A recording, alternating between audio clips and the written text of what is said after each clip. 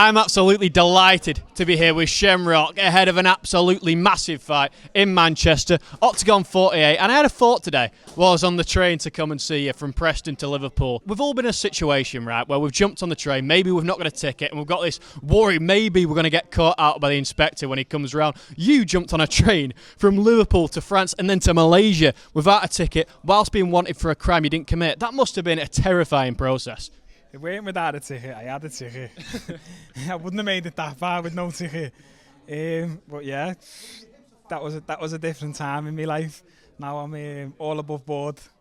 Absolutely. I mean, you go to Malaysia, this incredible story of heart, grit and determination to learn the skills. Firstly, how did you select Malaysia as your destination? And what was it like when you were there at first and you hadn't found martial arts yet?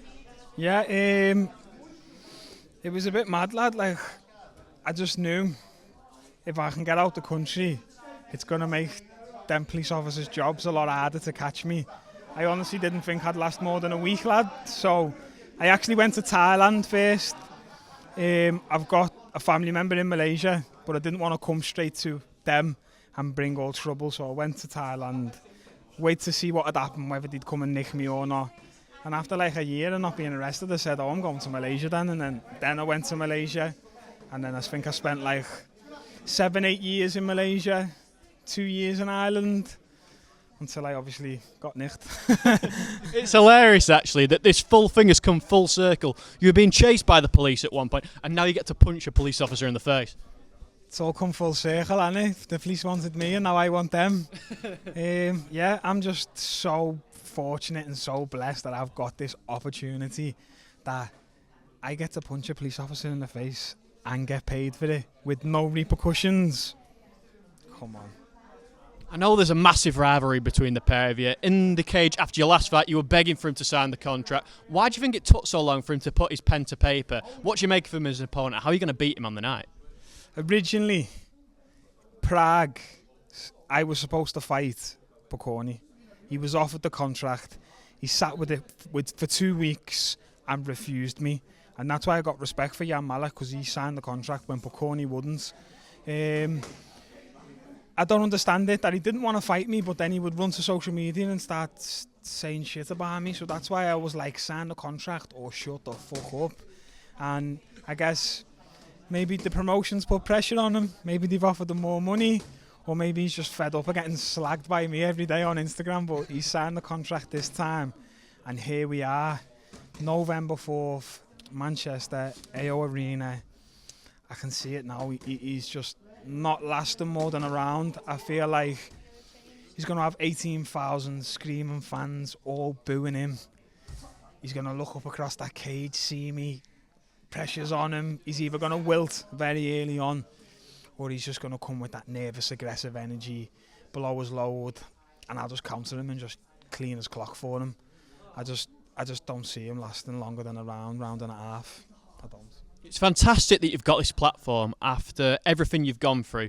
You, somebody who went down the one path at one point and now you're going down the right path. You're doing everything in your power to give back to the community, to help young kids. You spoke to me in our last interview. You see these kids in the balaclavas, you're coming in, you relate to them, you're able to inspire them. Can you tell me about some of the work that you do with Cells?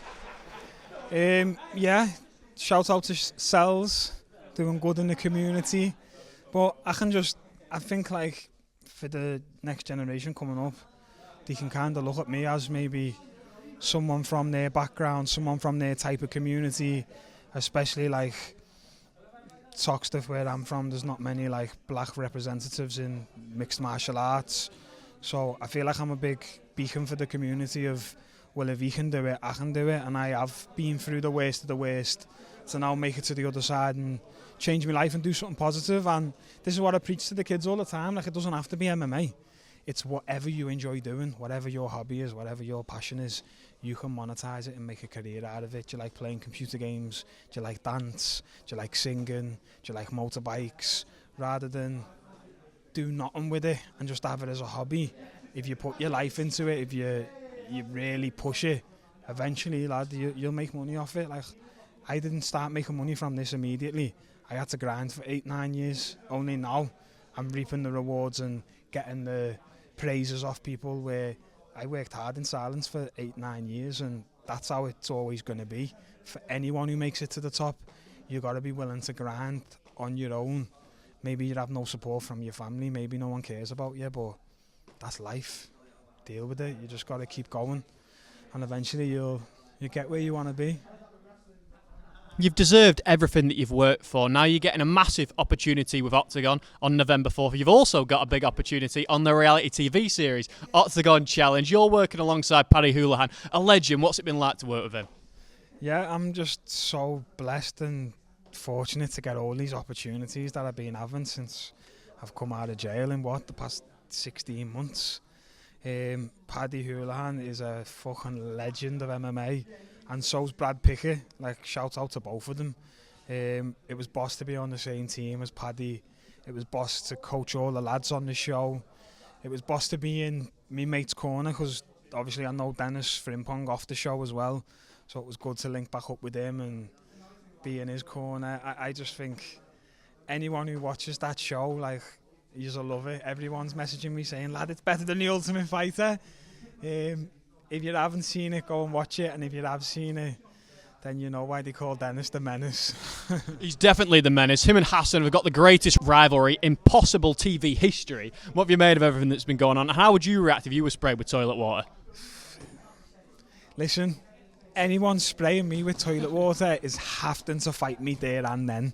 But he didn't know it was toilet water. He thought it was just normal water. It was obviously when he's watched the show back, then he's seen that Dennis drew the water from the toilet, which is a bit rough, like, but Dennis was poking everyone. What can I say? No, Shem, I really appreciate you inviting me into the gym today. It's fantastic to be here to speak to you, but I've got a bone to pick with you.